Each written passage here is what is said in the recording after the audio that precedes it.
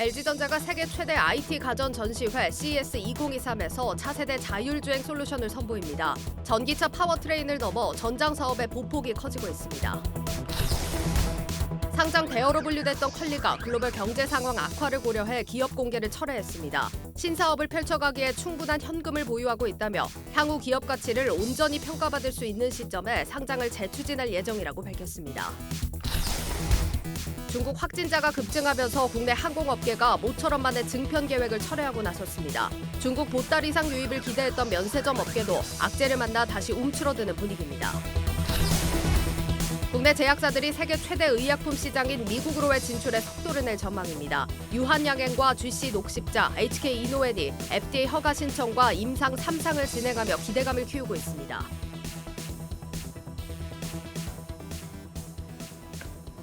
중국 정부가 부동산 추가 규제 완화로 주요 부동산 기업들의 유동성을 지원해주기로 했다고 블룸버그가 보도했습니다. 중국 경제의 4분의 1을 차지하는 부동산을 살리겠다. 이 사실상의 경기 부양입니다. 이 세계적인 경기 침체 분위기 속에서 등장한 중국의 정책 변화. 우리 수출에는 호재겠지만 물가가 잡힌 속도를 더 늦추게 만들 것이다. 복합적인 영향이 예상되고 있습니다. 그런 와중에 오늘 우리 증시 선전했습니다. 그 배경부터 알아보고 가겠습니다. 문영민 기자 나와 있습니다. 문 기자. 이제야 뜬 증시의 붉은 해, 토끼지 않을까 걱정. 오늘 증시 이렇게 평가하겠습니다. 예. 코스피 지수는 2250선 위에 안착을 했습니다. 어제 좀 장중 2150선까지 밀렸다가 다시 낙폭을 크게 줄이지 않았습니까? 예. 오늘 역시 장 초반 하락하다가 상승 반전에 성공했고요. 상승폭을 키우며 마감했습니다. 개인이 우선 3천억 원 가까이 팔아치웠고요. 외국인이 2,600억 원 사들였고 기관은 5거래일 만에 매수세로 방향을 바꿨습니다. 다만 좀 우려되는 부분은 아무래도 연초에 기관의 대량 매수 이 흐름은 항상 좀 공식처럼 여겨져 왔습니다. 예. 기관이 금융투자업계가 추산하기로는 아직 남아있는 기관의 매도 물량이 한 1조 원 정도 된다 이렇게 추산을 하고 있고요. 예. 따라서 언제든 기관 투자가 이 매도로 방향을 틀 수 있다는 점을 좀 주의를 하셔야겠습니다. 이에 더해서 금리 상승이나 경기 침체 등 증시 불안 요소가 불거진다면 이 기관의 매도 규모는 더욱 확대될 수도 있습니다. 증권업계는 이번 달은 이 기관 투자자의 매매 추이에 국내 증시가 움직일 것이라고 평가했습니다. 네, 어제도 그렇고 지금 변동성이 상당히 큰 장세입니다. 지금 하락 출발한 이후에 상승 반전한 배경에 대해서 증권가는 어떻게 보고 있습니까? 우선 간밤 새벽에 장을 마감한 뉴욕 증시에서 애플과 테슬라가 좀 주가 급락을 겪었는데요. 네. 이에 따라서 국내 증시가 장초반 좀 출렁이는 모습을 보였습니다. 우선 애플은 이 중국 공장 생산 차질과 또 애플 제품 수요 둔화 등을 이유로 3.7% 하락했고요. 테슬라는 지난해 4분기 전기차 판매량이 시장 전망치보다 부진하게 나오자 12% 내렸습니다. 테슬라 영향으로 국내 2차 전지 관련 기업인 삼성 SDI는 오늘 결국 소폭 하락 마감했고요. LG 에너지솔루션은 0.6% 상승하긴 했으나 코스피 지수 상승률과 비교해서는 낮은 수준을 보인 겁니다. 네. 반도체 업종 주가 상승률은 반대로 오늘 높았잖아요. 맞습니다. 이 대형 반도체 기업을 위주로 반도체 업종 주가 상승률이 좀 두드러졌습니다. 이 업종별 주가 수익률을 살펴봤더니 반도체 업종 전체 상승률은 4.6%로 가장 높았습니다. 어제 발표된 이 정부의 반도체 기업 세제 지원 확대 방안이 오늘에서야 주가에 불을 지핀 것으로 보입니다. 삼성전자는 오늘 하루에만 4.3% 올랐고요. SK하이닉스는 7.1% 상승했습니다. 특히 SK하이닉스는 지난달 15일 종가 이후 가장 높은 가격에서 장을 마쳤습니다. 네. 어제는 사실 좀 잠잠했었는데 말이죠. 오늘 정책 영향치고는 좀 너무 높았던 거 아닙니까? 상승률이? 맞습니다. 그 배경을 좀 살펴보니까 중국이 있었습니다. 예. 중국 정부가 이 자국 반도체 산업을 육성하기 위해 대대적인 이 자본 투자 방안을 짜뒀는데요. 오늘 12시를 전후해서 이 방안을 수정 또는 연기할 것이라는 소식이 나왔습니다. 그러자 국내 반도체 기업 주가가 반응한 것으로 풀이됩니다. 지난해 중국 정부의 재정 적자는 세수 부진, 또 토지 매각 감소 등으로 사상 최대치를 기록한 것으로 추정되는데요. 이에 따라 중국 고위 관료들이 반도체 기업 보조금 지원 방안을 수정 논의하고 있다고 블룸버그 통신이 보도했습니다. 중국이 자국 반도체 기업에 대한 지원 규모를 줄인다면 국내 반도체 기업이 전 세계 시장에서 판매량을 늘릴 수 있는 기회가 생기는 건데요. 이에 따른 반사이익이 기대되고 있습니다. 네. SK하이닉스 같은 경우는 또 애플의 이 2분기에 출시가 된다는 XR 헤드셋이죠. 여기에 지금 SK 하이닉스의 D램이 또 공급된다는 설이 돌기도 했죠, 오늘. 앞서 부동산도 그렇고 지금 중국의 이런 경제 정책들이 우리 시장에 미치는 영향 좀 예의주시하면서 봐야 하는 그런 시점 같습니다. 지금 연일 내리기만 했던 반도체 주가가 좀 회복이 된다고 하니까 투자자들이 한심 놓으셨겠다 싶기도 한데 이런 흐름이 앞으로 좀 계속 이어질까요? 우선 삼성전자를 먼저 말씀드리자면 이 PBR을 살펴봤더니 지금 1.1배 수준입니다. 역사적으로 가장 낮은 수준이고요. 예. 따라서 뭐 바닥은 딛고 올라섰다 이렇게 평가는 할 수 있겠지만 이번 조치들로만 주가 상승세를 유지하기에는 다소 어려워 보입니다. 어제도 설명했던 것처럼 이 반도체 기업은 정책의 영향보다는 경기에 더 민감하게 반응합니다. 분류를 하자면 경기 민감주로 꼽히는데요. 경기 수준에 따른 반도체 수요와 가격, 그리고 이로 인한 실적 등이 주가에 더 큰 영향을 줍니다. 우선 반도체 업황을 판단할 수 있는 지표 가운데 하나죠. 이 D램 고정 거래 가격을 보면 상황은 더욱 나빠지고 있습니다. 지난해 1월 3.4달러에서 지난달 2.2달러까지 내렸고요. 이번 1분기에 최대 20% 더 하락할 수 있다는 전망까지 나옵니다. 네, 보수적으로 좀 접근하는 게 좋겠습니다. 이번 주에 실적도 발표가 된다면서요? 맞습니다. 오는 6일 삼성전자는 4분기 실적 발표를 앞두고 있습니다. 이 4분기 영업이익 평균 시장 전망치가 지난해보다 48% 줄어들 것이라는 얘기가 나오는데요. 예. 48% 줄어들면 7조 2천억 원 수준입니다. 제가 살펴보니까 최근 한 달 사이에 이 컨센서스가 가파르게 내려가고 있습니다. 한 달 전만 해도 삼성전자 4분기 컨센서스는 8조 5천억 원 정도에 형성됐습니다. 하지만 이 골드만삭스가 5조 8천억 원, 하나증권이 5조 6천억 원, 키움증권은 5조 1천억 원 등을 제시했습니다. 이렇게 증권업계는 계속해서 삼성전자 실적에 대한 눈높이를 내리고 있는 상황입니다. SK 하이닉스 역시 한 달 전 4분기 영업 손실 컨센서스는 1,678억 원 수준이었는데요. 시장은 최근 이러한 수치를 7,663억 원까지 늘렸습니다. 결국 부진한 반도체 업황과 또 낮아진 실적 눈높이는 두 기업의 주가 상승폭을 제한할 수밖에 없습니다. 네, 증시 프리즘 문영민 기자였습니다.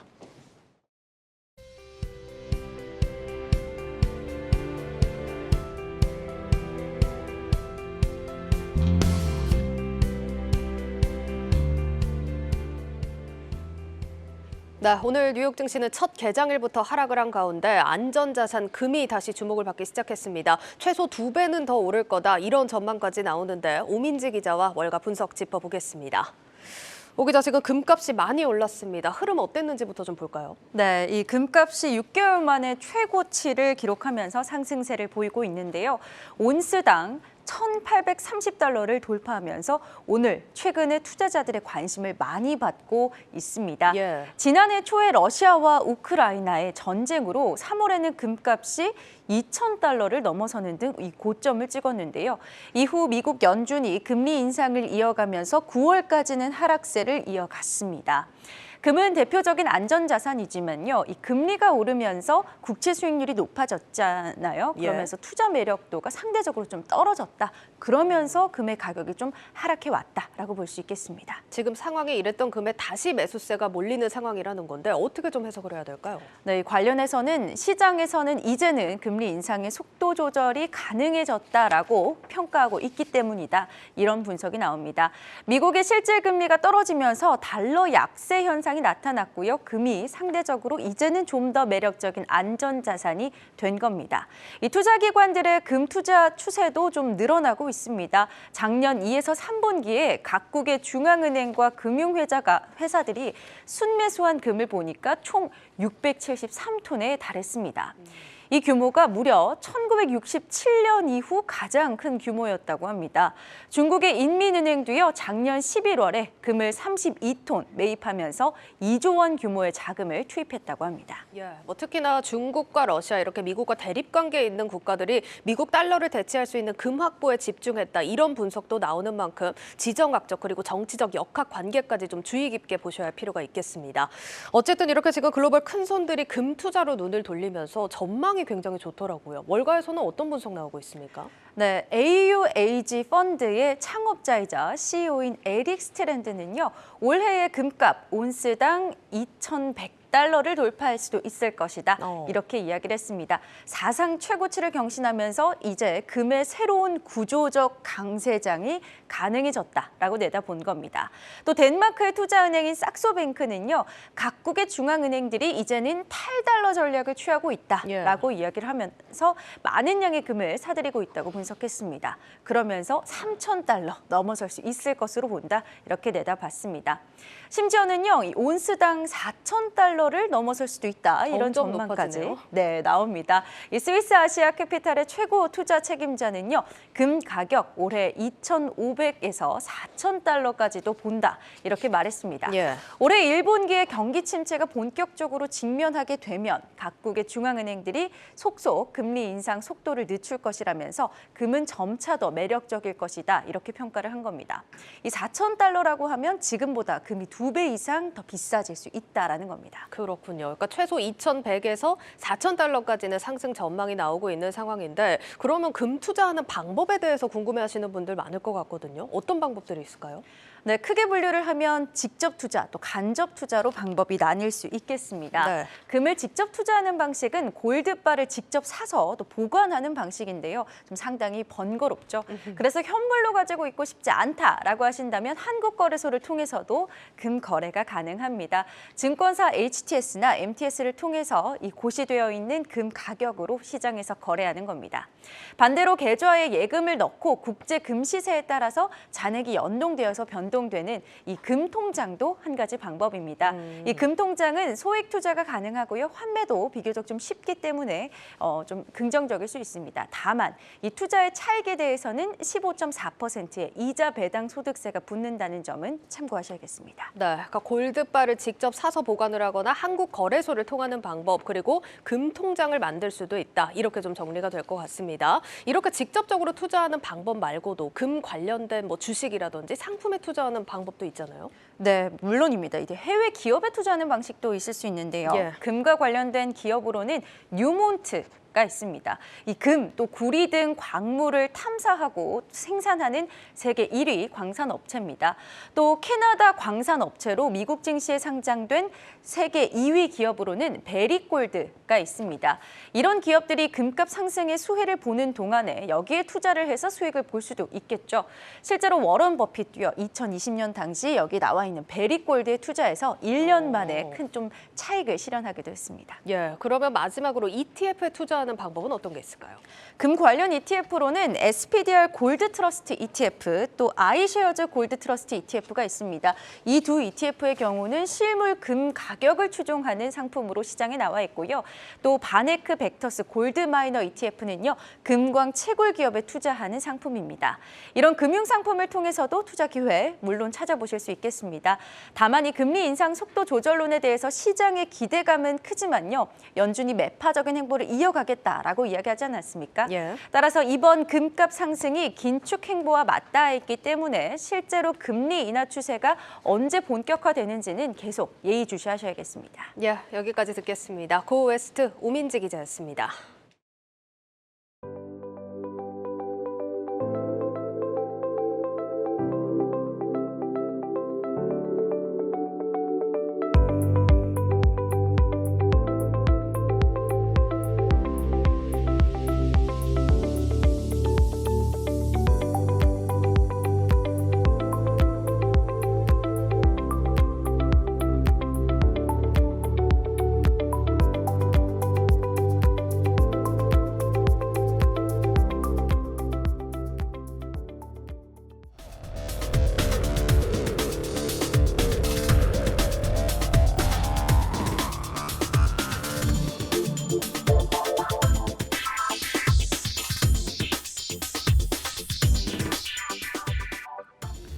중국 내에서 최근 반한 감정이 다시 고조되고 있습니다. 중국의 가파른 코로나 확산세에 우리 방역 당국이 입국자 방역 조치를 강화하자 반발 여론이 커진 겁니다. 중국 하늘길 재개로 부활을 노리던 항공업계는 다시 비상이 걸렸습니다. 전효성 기자입니다.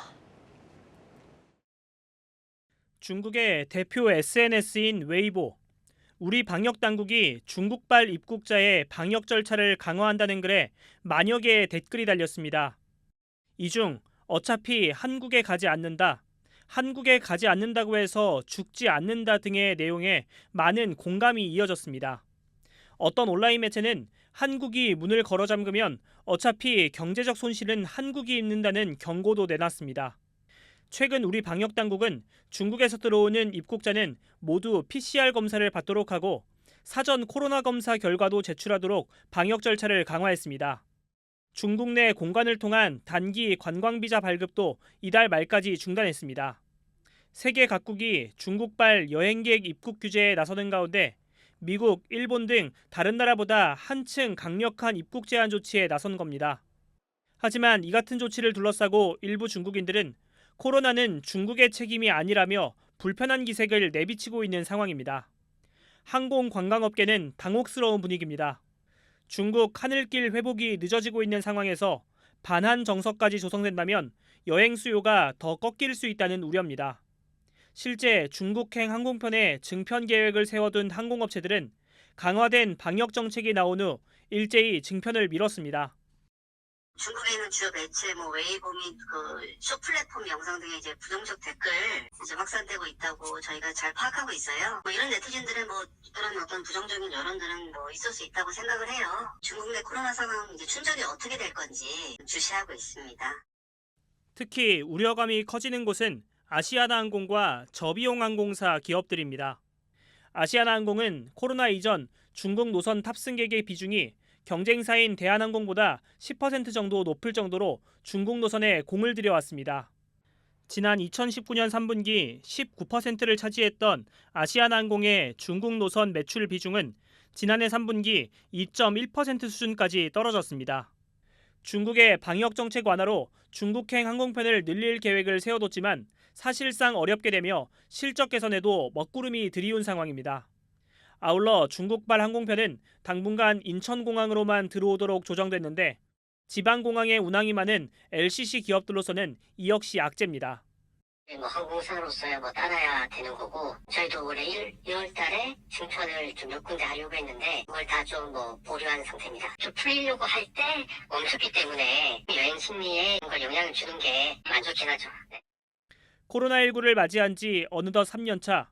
그동안 부침을 겪어온 항공업계가 재도약하기까지는 당분간 시간이 더 필요할 전망입니다. 한국경제TV 전효성입니다. 모처럼 만에 중국인 관광객을 기대했던 면세점 업계도 기대감이 한풀 꺾였습니다. 중국인 관광객이 오지 않으면 실적 반등이 사실상 불가능하기 때문입니다. 이런 가운데 최근 인천국제공항 면세점 입찰이 시작되면서 흥행 여부가 관심입니다. 신선미 기자와 심층 분석하겠습니다. 신 기자, 지금 불거진 중국발 변수, 이게 지금 인천공항 면세점 입찰 흥행에는 어떤 영향을 미치게 될까요? 사실 며칠 전만 해도 인천공항 면세점 입찰 흥행이 굉장히 좋을 것이다 이런 평가가 있었는데요. 예. 사실 분위기가 확 바뀌었습니다. 며칠 새. 아무래도 중국 입국자에 대한 방역 강화에다가 중국 내에 커지는 이 반한 정서가 돌발 변수가 되고 있는 건데요. 면세 업계에서는 중국 변수까지 고려해서 인천공항 면세점 입점의 유불리와 함께 득실을 좀 잘 따져봐야 한다. 이런 상황이 된 겁니다. 증권가에서는 중국 내 코로나 단체 면역 형성 시기 등을 고려하면 그래도 올 하반기에는 좀 중국 관광객이 늘면서 수혜를 입을 것으로 보고 있는데요. 특히 이번 사업권이 10년짜리라는 점에서 모든 면세 대기업들이 입찰이 좀 뛰어들지 않겠냐 이런 관측이 나오고 있습니다. 그러니까 관광객이 더디게 유입되긴 하겠지만 어쨌거나 시간 문제다라는 건데 10년짜리 사업권이면 이번 입찰이 정말 중요할 것 같습니다. 네. 이번 입찰에서는 임대료 방식에도 좀 변화가 있었다면서요? 그렇습니다. 이제 우선 가장 큰 변화가 이 고정 임대료를 고수하던 인천공항공사가 한 발 물러선 건데요. 예. 여객당 임대료로 좀 체계를 바꿨습니다. 기존 5년이었던 이 계약 기간도 10년으로 늘리면서 사업 안정성도 강화가 됐는데요. 흥행 조건을 좀 갖췄다 이런 평가입니다. 때문에 이제 면세 업계에서도 수익성을 잘 따져봐야겠지만 10년 사업권인 만큼 입찰을 포기하는 곳은 없지 않겠냐 이런 얘기가 나오고 있는 건데요. 관건은 새롭게 도입된 여객당 임대료 방식에서 얼마나 합리적인 입찰가를 제시하고 낙찰을 받을 것이냐에 달렸다는 분석입니다. 그러니까 그간 고수해오던 고정 임대료가 아니라 여객당 임대료로 그쵸. 바뀌었다. 이게 가장 큰 변화 같은데 구체적으로는 어떤 영향이 있겠습니까? 네, 이제 공항 이용객 수에다가 이제 입찰에 참여하는 이 면세 사업자가 제한하는 단가가 있는데요. 이용객 1인당 단가를 곱해서 이 임대료를 산정하는 방식입니다. 즉 높은 금액을 써내는 사업자가 입찰에 성공하게 되는 그런 방식인 겁니다. 그러면 1인당 얼마로 한다 이런 가이드라인도 없을까요? 이게 새로 도입이 되는데 가이드라인까지 없으면 업체끼리 눈치 보기 싸움이 더 치열해질 것 같은데. 네, 좀 확인을 해봤더니 이용객 1인당 최저 금액은 제시가 됐습니다. 뭐 경쟁이 치열할 것으로 예상되는 사업권인 이 향수, 화장품 그리고 주류 담배의 금액이 5,000원대로 가장 높은데요. 지금 뭐 그래프 보시면 아시겠지만 거의 5,000원대 두 구역이 나왔고 예. 또 부티크 권역이랑 비교하면 5배 가량 비싸고 패션, 액세서리 사업권과 비교하면 2배가 넘습니다. 하지만 이제 처음 도입되는 제도인데다 업체 간 경쟁도 격화되면 자칫 너무 높은 가격으로 입찰 받으면서 수익성이 떨어질 수 있다. 이런 우려도 나오고 있습니다. 그러니까 승자의 저주가 될 수 있다 이런 얘기 같네요. 계약 기간이 지금 5년에서 10년으로 늘어나고 임대료가 고정이 아니라 여객당으로 바뀌었다. 그 외에도 뭐 달라진 게 많다면서요? 네, 이제 구역과 품목 등 이제 사업권을 좀 엮어서 입찰 방식의 설계를 좀 했다는 것이 좀 새로운 방식인데요. 네. 우선 기존에는 이제 터미널별로 좀 나뉘어 있었습니다. 총 15개의 사업권이 있었는데 그거를 5개로 대폭 통합 조정했다는 겁니다. 이제 대한항공과 아시아나항공이 합병이 되면 이 터미널에만 좀 몰리게 돼 있거든요. 그러면 1터미널의 매력도가 떨어지게 되는 거죠. 그걸 대비해서 이렇게 사업권을 묶어서 내놓은 겁니다. 그리고 이제 아무래도 면세점이 취급하는 품목에도 이번엔 또 변화를 줬습니다. 그러니까 일단 입찰 참여자들이 어떤 사업권을 선택해서 가져가든 간에 여러 구역을 골고루 나눠 가질 수 있게 이렇게 해놨다라는 거고 이게 면세점이 취급하는 품목이라는 게 뭐 화장품도 있고 네. 뭐 담배, 주류 뭐 이런 것들이 있잖아요. 뭐 어떤 변화를 좀 줬다는 겁니까? 이게 품목이 다양하긴 한데 이 마진율이 다 다릅니다. 그러다 보니까 이거를 다 좀 결합을 해서 입찰 방식을 내놓은 건데 네. 향수, 화장품, 주류, 담배 이렇게 엮여 있고요. 그리고 패션, 액세서리, 부티크 이렇게 또 하나고 부티크 이렇게 두 개, 한 개 해가지고 크게 3가지로 내놨는데 네. 이제 사업자는 2개 사업자를 선정하는 방식입니다. 특히 이제 향수, 화장품 품목과 주류, 담배 품목을 결합한 점이 좀 눈에 띄는데요. 면세점에서 매출 비중이 가장 높지만 최근 좀 뭐 환율도 있고 해가지고 가격 경쟁력이 좀 떨어진 게 향수, 화장품 품목입니다.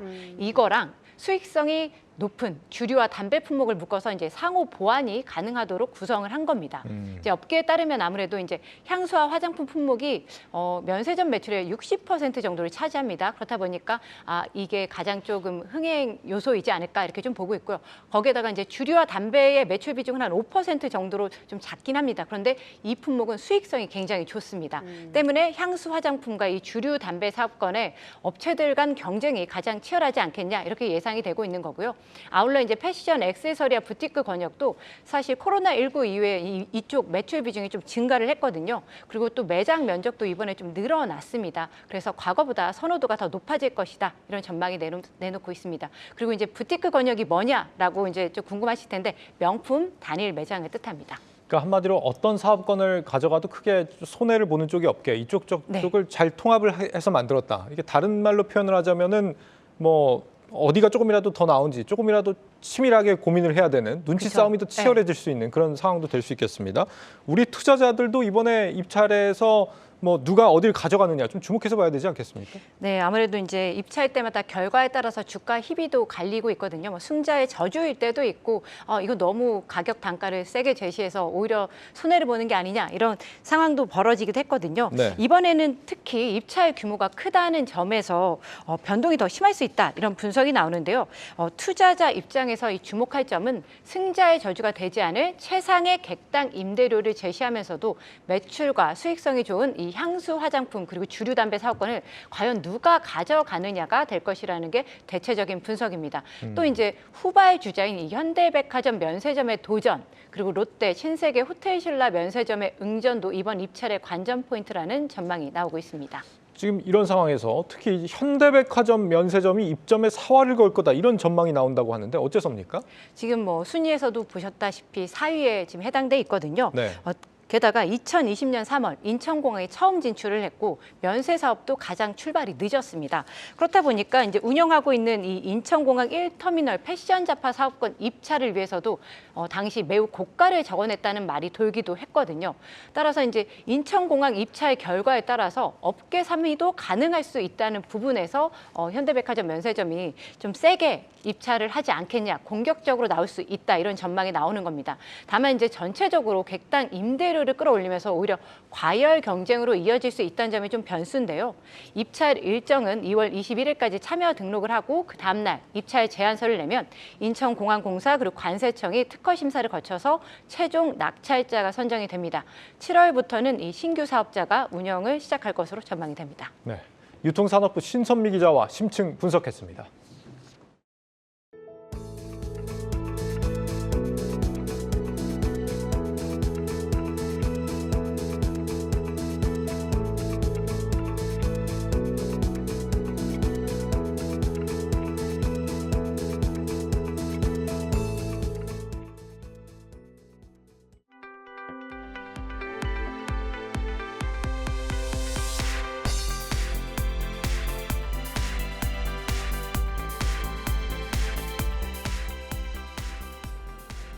한때 몸값이 4조 원에 달했던 새벽 배송 1위 업체 컬리가 상장 일정을 중단했습니다. 투자 심리가 위축돼 기업 가치를 제대로 평가받지 못할 거란 우려 때문인데 강력한 이커머스 기대주마저 의지가 꺾이면서 올해 상장을 예고한 나머지 기업들도 깊은 고민에 빠졌습니다. 김혜원 기자입니다. 새벽 배송 1위 업체 컬리가 기업 공개를 연기합니다. 컬리의 기업 가치는 지난 2021년 프리-IPO 당시 4조 원에 달했으나 증시 침체에 고평가 논란까지 불거지며 현재 장외시장 기준 시가총액은 1조 원 수준까지 떨어졌습니다. 컬리 측은 향후 기업 가치를 온전히 평가받을 수 있는 최적의 시점에 상장을 재추진하겠다고 밝혔습니다. 계획 중인 신사업을 무리 없이 펼쳐나가기에 충분한 현금도 현재 보유하고 있습니다. 올해도 물류 쪽 투자가 많이 이루어질 거고요. 그 외에는 상품이나 아니면 테크 쪽 저희가 신사업 관련해서 추진할 예정입니다. 컬리 상장 철회로 지난해부터 이어진 기업 공개 시장의 투자 심리는 더욱 위축될 전망입니다. 글로벌 증시 침체 여파로 공모기업의 가치가 하락한 데다 기관 투자자들의 유동성도 빠르게 마르고 있기 때문입니다.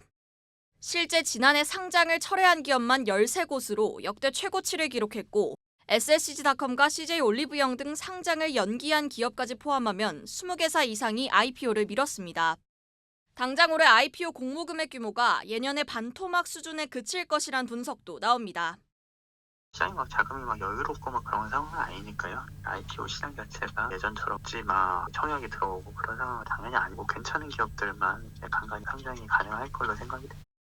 투자금 확보를 위한 IPO 시장이 냉각되면서 올해 신규 투자에도 영향을 미칠 것이란 분석이 나오는 가운데 오아시스 마켓 K뱅크 등 올해 상장을 예고한 기업들의 고민도 깊어지고 있습니다. 한국경제TV 김예원입니다.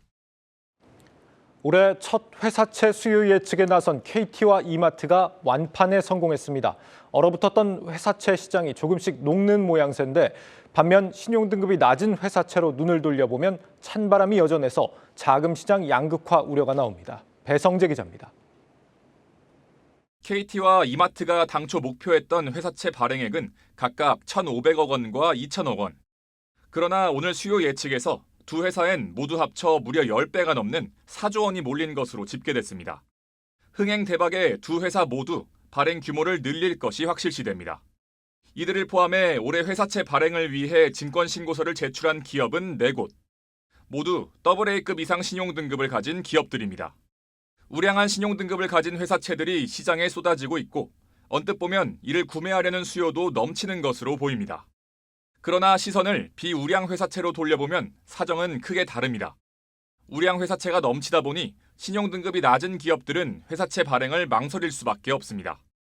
투자가들도 우량 등급을 선호하는 그런 시장 분위기는 형성돼 있거든요. 싱글 A급은 여전히 좀 쉽지가 않습니다. 시장의 유동성이 여전히 부족한 모습도 관측됩니다.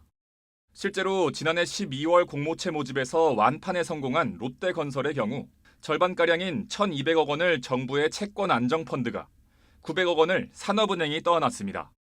이에 따라 비우량 회사채에 대한 투자를 주의해야 한다는 권고까지 나오는 상황. 이렇다 보니 우량 회사채에만 자금이 몰리는 양극화에 대한 우려가 고개를 듭니다. 싱글 A급 신용등급을 보유한 기업 중 올해 회사채 발행을 추진 중인 회사는 효성화학이 유일합니다. 해당 회사채의 흥행 여부는 자본시장의 현재 온도를 가늠할 시금석이 될 전망입니다. 한국경제TV 배성재입니다. 주식시장의 큰손 국민연금이 최근 반년 새 여행항공주와 함께 2차 전지 소재를 공급하는 중소기업에 대거 투자한 것으로 파악됐습니다. 국내 주식에만 130조를 투자하는 국민연금의 투자 패턴에 변화가 감지됩니다. 김종학 기자가 단독 취재했습니다. 국내 주식에 130조 원을 투자하고 있는 국민연금이 성장성이 확인된 코스닥 기업을 집중해 편입한 것으로 나타났습니다. 국민연금은 기업의 매출액 성장 속도를 따져 투자 비중을 늘리는데 반도체 웨이퍼 테스트, 배터리 소재 기업과 12월 주가가 올랐던 덴티움, 파이셀 등 바이오 기업 등이 이번 4분기 집중적인 매수 대상에 올랐습니다. 그동안 시가총액이 작은 코스닥 기업은 국민연금 편입 대상에 들지 못했지만 2년 전부터 도입을 시작한 자체 벤치마크 기준에 따라 이들 기업의 투자 제한이 풀리면서 포트폴리오가 보다 세분화된 겁니다. 국내 주식이 오히려 더 성장성이나 수익성이 유럽 국가나 다른 선진국 국가에 비해서도 높을 수 있지 않을까라는 기대가 있어서, 그렇다면 기술을 주도하고 있는 국내 코스닥 기업들 그리고 우리나라의 그런 대기업들 중심으로 국민연금의 매수 여력이 조금 더 높아질 수 있지 않을까라고. 국민연금이 지난해 4분기 말까지 지분 변동 사실을 공시한 기업은 모두 105곳으로 이 가운데 여행, 항공, 소비업종과 바이오, 2차 전지 소재 등 62개 기업의 지분을 늘렸습니다. 진에어는 지난해 9월과 12월 연달아 매수하며 보유 지분을 7.3%까지 끌어올렸고 지난해 3분기 비중을 대폭 낮췄던 제주항공, 하나투어 지분도 6% 이상으로 늘렸습니다. 반면 부동산 PF 등으로 부실 우려가 커진 증권건설주는 상반기에 이어 추가로 비중을 줄였고 그룹 유동성 압박을 받은 롯데그룹 계열사들은 비중 축소 대상에 올랐습니다. 작년 상반기 시장의 높은 관심 속에 상승했던 한국항공우주는 4분기 들어 비중을 9.1%로 낮췄고 작년 11월 아이폰 판매 증가로 주가를 회복했던 LG이노텍도 다음 실적 시즌을 앞두고 비중을 줄였습니다. 지난해 삼성전자 비중까지 줄이며 대대적인 포트폴리오 조정을 단행한 국민연금은 국내 주식 기준으로 10월까지 연간 마이너스 20.4%로 같은 기간 코스피 지수 하락폭인 마이너스 22.9%를 웃돌고 있습니다. 국민연금은 긴축과 경기 둔화에도 작년과 동일한 수준의 성과를 지속할 수 있다고 보고 올해 운용 전문성 강화와 투자 다변화를 통해 기금의 지속 가능성을 높여나가겠다는 입장입니다. 한국경제TV 김종학입니다.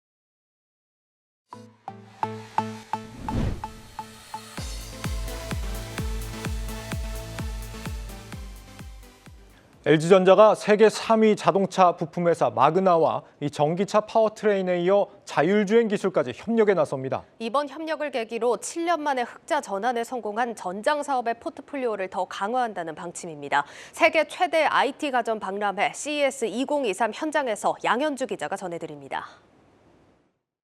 LG전자가 세계 최대 자동차 부품 기업 중 하나인 마그나와 손잡고 자율주행 솔루션을 개발합니다.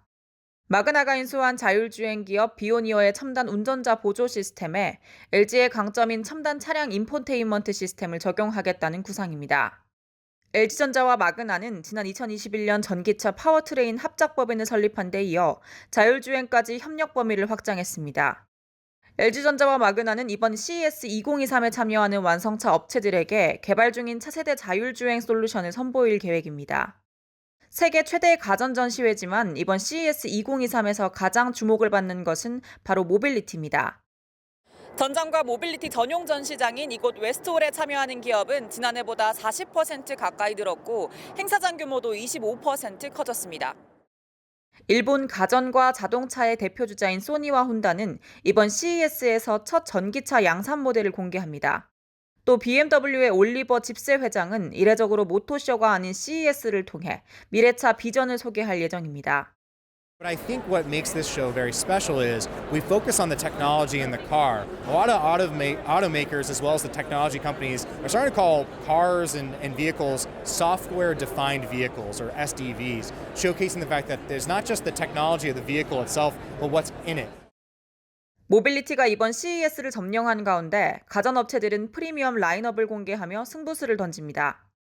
삼성전자는 차세대 OLED로 불리는 77인치 QD OLED TV를 전 세계 최초로 공개하기도 했습니다.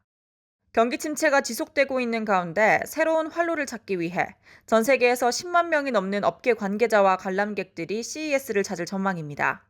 한국경제TV 양현주입니다. 정부가 다가오는 설 연휴, 고물가 고금리로 씨름하는 서민들의 장바구니 부담을 덜어주기 위해 설 성수품을 역대 최대 규모로 풀기로 했습니다.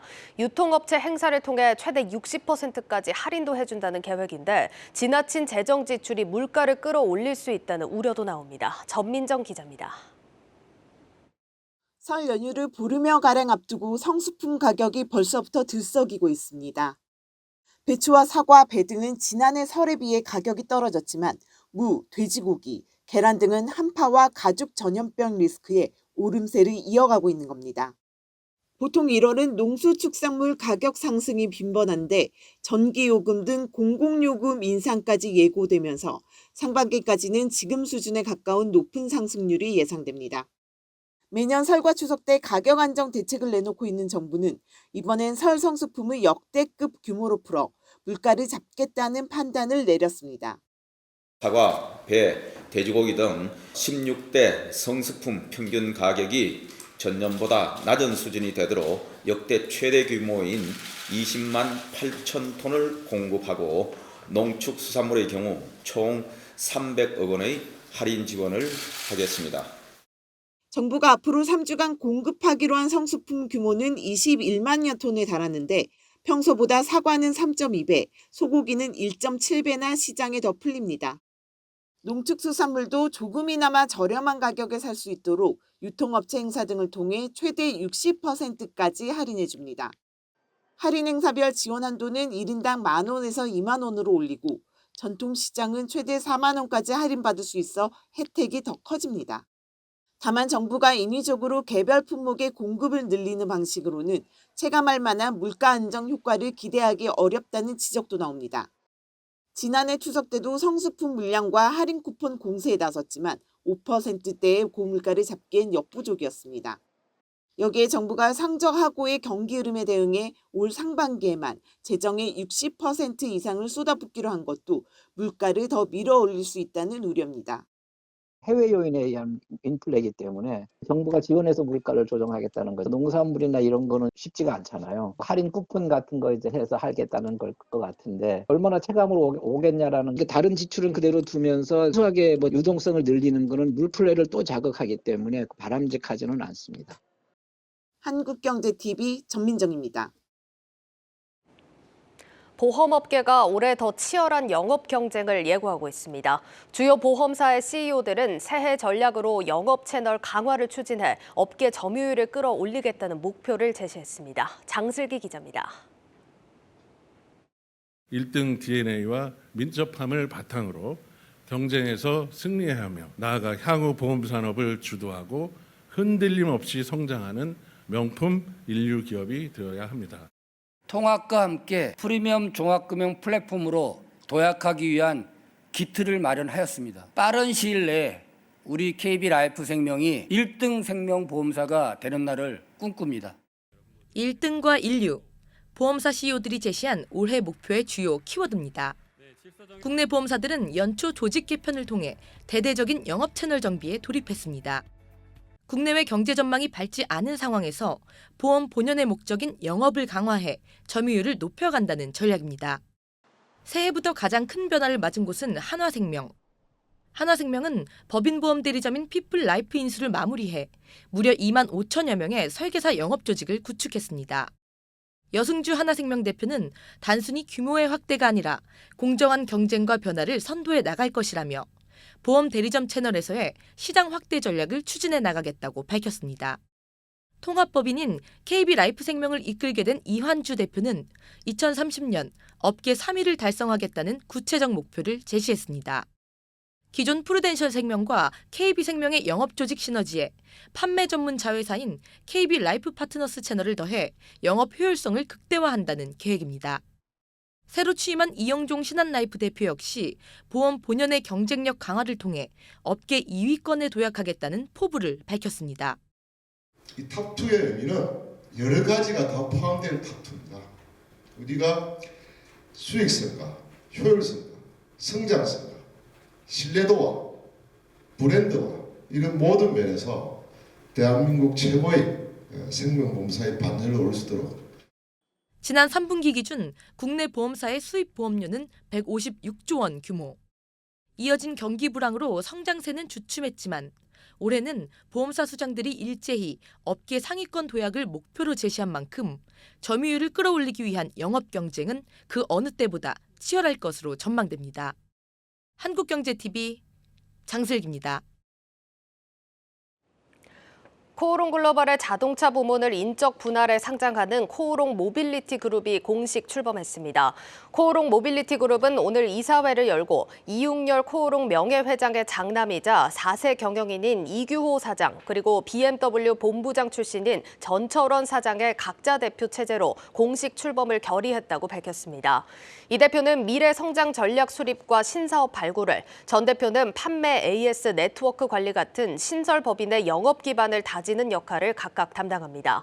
앞으로 코오롱 모빌리티 그룹은 지난해 딜러십 계약을 추가한 지프와 폴스타 같은 브랜드를 지속 도입하면서 전기 오토바이 같은 친환경 이동수단 포트폴리오를 넓힐 계획입니다. 또 중고차 사업과 구동 및 시승 플랫폼 서비스, 모빌리티 관련 럭셔리 상품 유통 등의 사업도 추진합니다. 이를 바탕으로 2025년 매출 3조 6천억 원, 영업이익 1천억 원을 달성하는 것을 목표로 삼았습니다. 이번 인적 분할에 따른 유가 증권시장 재상장은 이달 31일입니다. 제너시스 BBQ 그룹이 대졸 신입사원 연봉을 33.5% 올리기로 결정했습니다. 윤홍근 제너시스 BBQ 그룹 회장은 업계 최고 대우로 인재를 육성하고 최고의 외식 기업으로 혁신하기 위해 신인재 경영 시대를 열겠다며 이같이 밝혔습니다. 이에 따라 BBQ 대졸 신입사원 초임 연봉은 기존 3,400만 원에서 4,540만 원 수준으로 인상됩니다.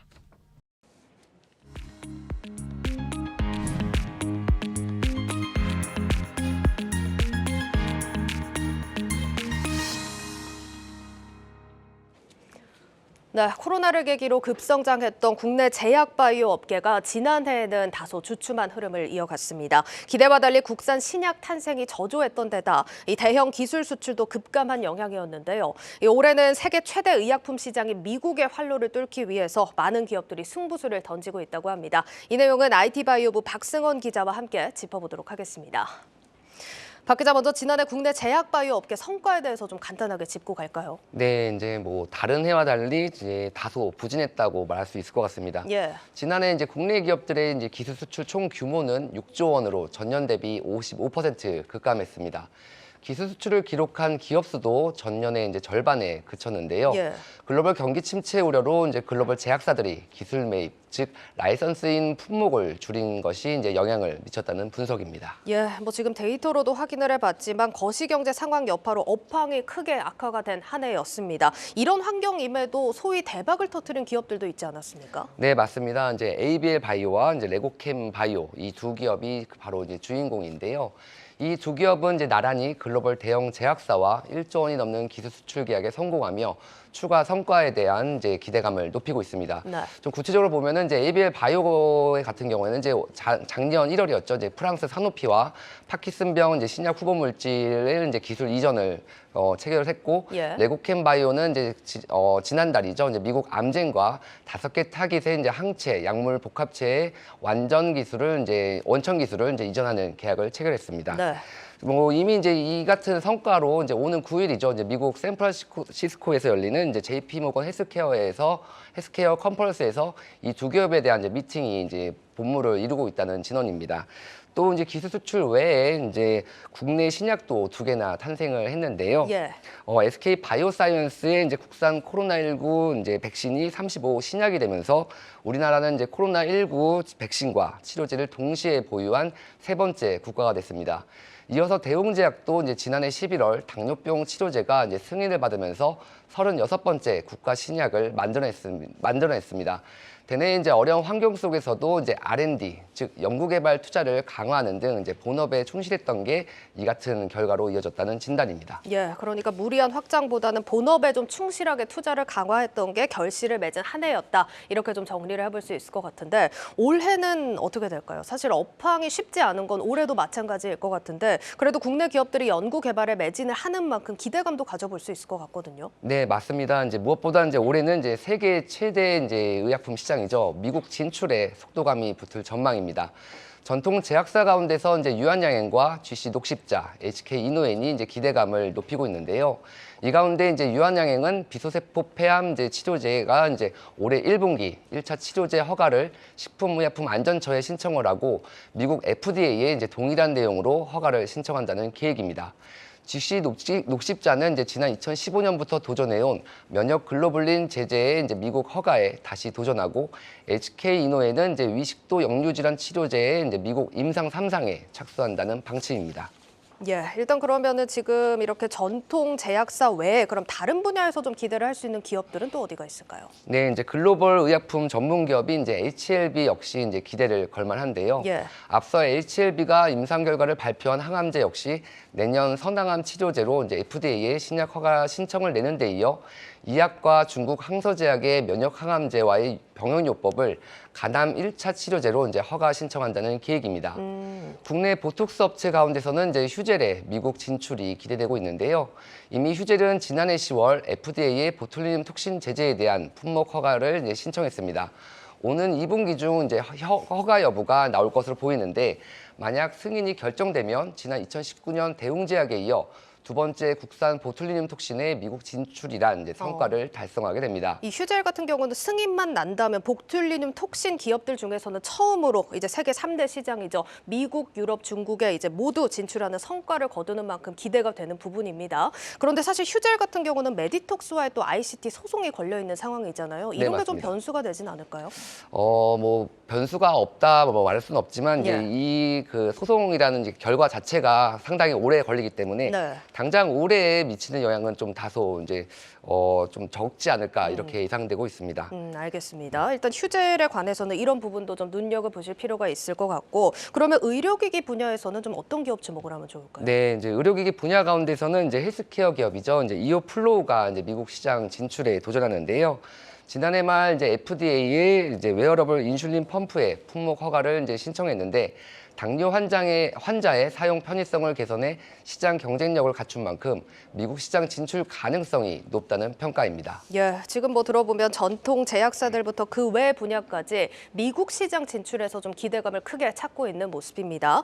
그런데 사실 미국 시장 진입이 워낙 쉬운 일은 아니다 보니까 이게 좀 원활하게 되려면 어떤 부분이 좀 필요할까요? 네, 이제 국내 기업들의 이제 자체적인 노력도 물론 중요하지만 예. 이제 정부의 정책적 지원 역시 중요하다는 지적입니다.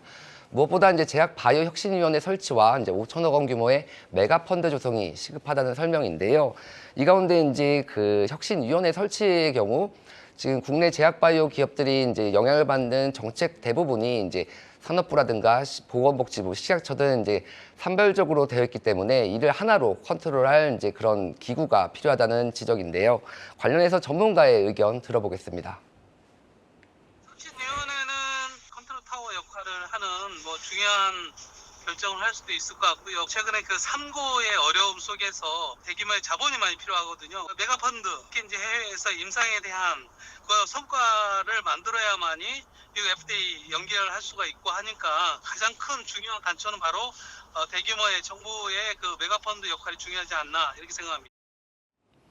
네, 이제 여기에 이제 신약에 대한 확실한 가치 보상 그리고 이제 예측 가능한 안정적인 약가제도 운용과 글로벌 기준에 부합하는 세액 공제 등 이제 세제 지원 강화도 필수적이라는 설명입니다. 예, 잘 들었습니다. IT 바이오부 박승원 기자였습니다.